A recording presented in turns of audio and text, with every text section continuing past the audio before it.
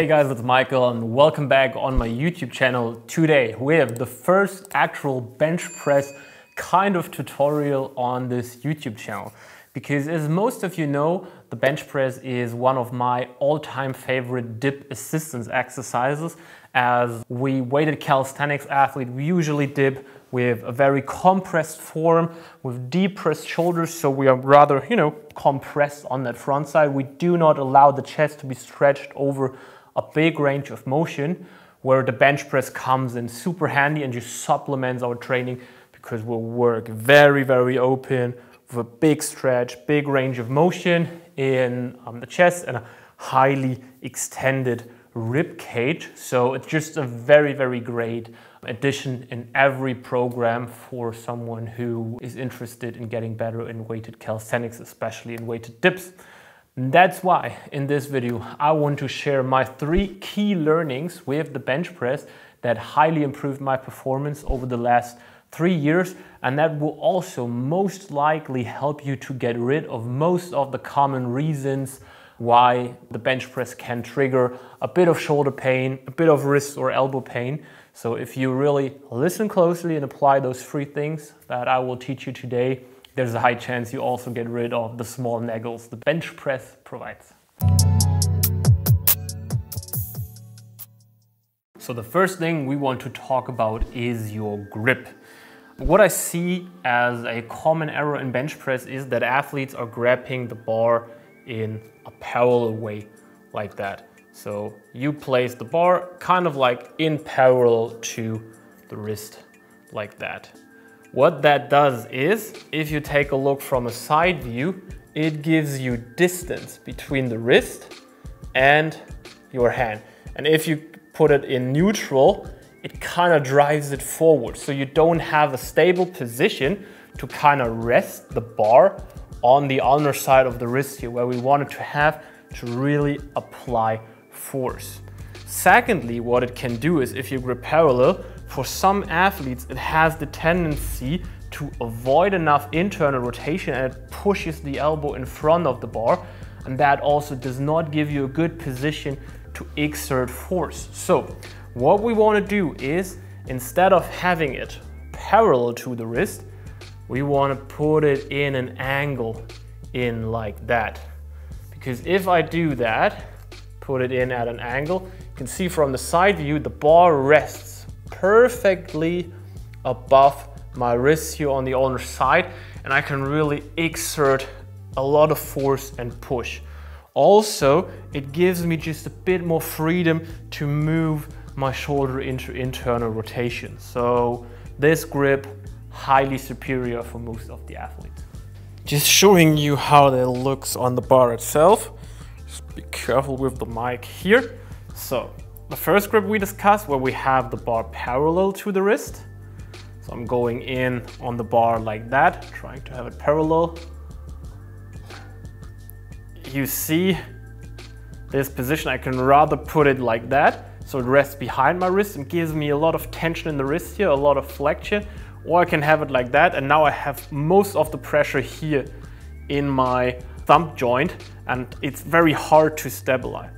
And if I go down, that grip, as you see, drives my elbows a bit inside and to the front. So not the best position for most of the lifters to really exert force and have a powerful bench press. Let's now see what changes if we put it in at an angle to have the ulnar side of our wrist as the pressure point. So parallel before, now we're rotating it, putting it in on an angle. You can now see that my thumbs are free and most of the pressure here is on the outside, and it feels easy to balance. There's a lot of control, and my elbows, if I now go down, they also don't feel locked, and I can better position my elbow under the bar, and I don't have it in too much at an angle. So I can just exert much more force here like that, and it also provides much less pressure on my wrist, and that grip helped me a lot to improve my bench.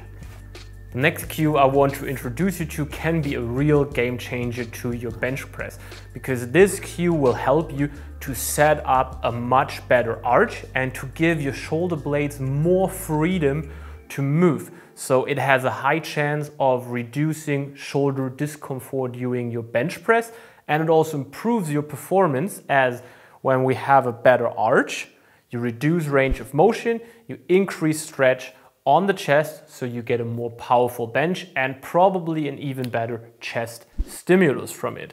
So first of all, why do we want to arch in the bench press? So why do we want to lift off the T-spine? It provides the pressure on the upper side of your back, so your shoulder blades can move a bit in retraction when going down and can move a bit in protraction when going up. So it can always really give your humerus, so your upper arm, a very good support and make it very stable and powerful to move, because only if the foundation is stable, you can really exert a lot of force. So it's important that your shoulder blade have a bit of range of motion they can go through. And if you're really flat on the bench like that, they're of course blocked more in their motion versus if the chest is up and just my upper back touches the bench. Secondly, it's advantageous because the chest wraps around the rib cage. And if I bring the rib cage up and if I make it big, then there is more stretch. So the chest experiences more stimulus and it's more stretched, so we can push more powerful from that position.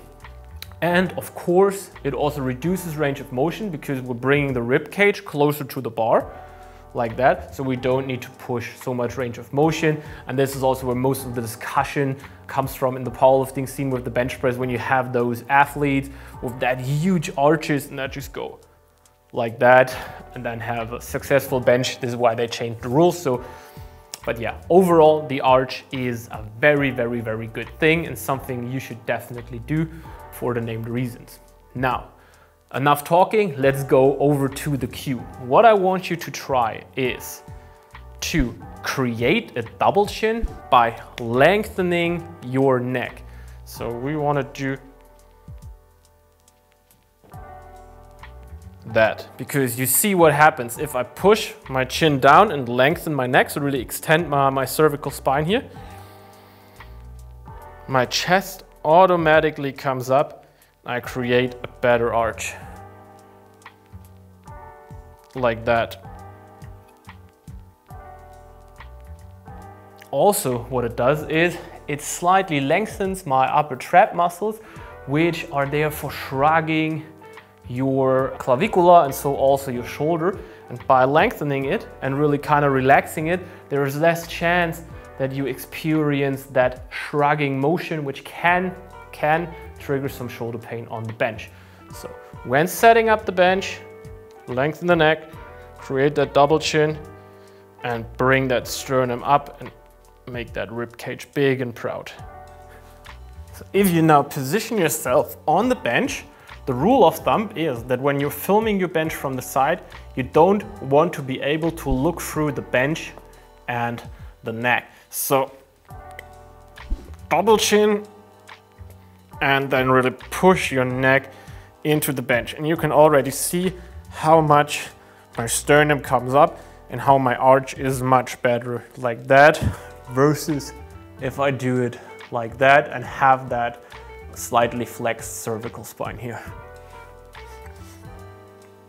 Like that. This is what we want to have. And the last tip is actually about getting into the setup and really being able to create that nice arch and get our neck flat into the bench. The cue or the tip that I want to give you is to slightly slide under the bar and not setting yourself up under the bar. And I will show you what I mean by that.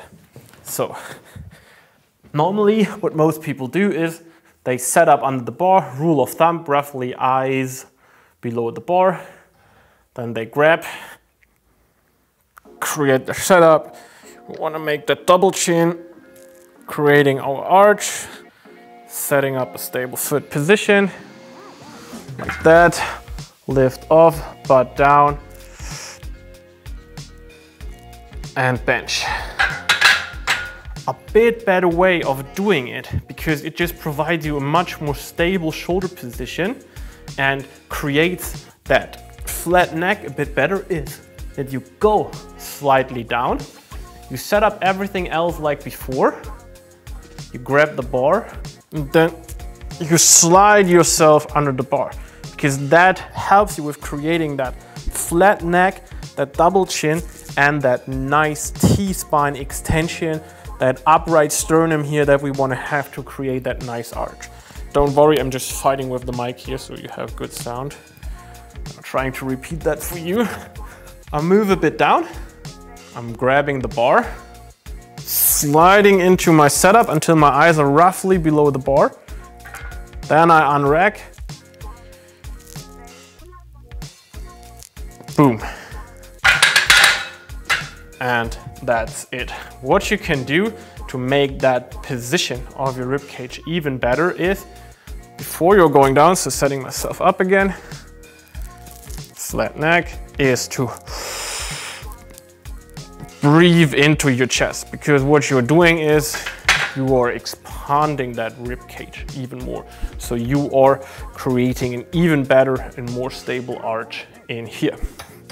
So with those 3 tips, there is a high chance that you can really improve your bench press in performance, but also in comfort, as sadly the bench press is often related to shoulder pain, which is just not necessary if you can do it and set it up correctly. If you have struggles with planning the bench press, executing it, you cannot really spot your errors, and that happens also with other lifts, not really progressing, constant naggles here and there, then just schedule your free consulting call for our online coaching service. We can definitely help you with that, get you comfort and your performance on the next level. So definitely check out our website and see you in the free consulting call.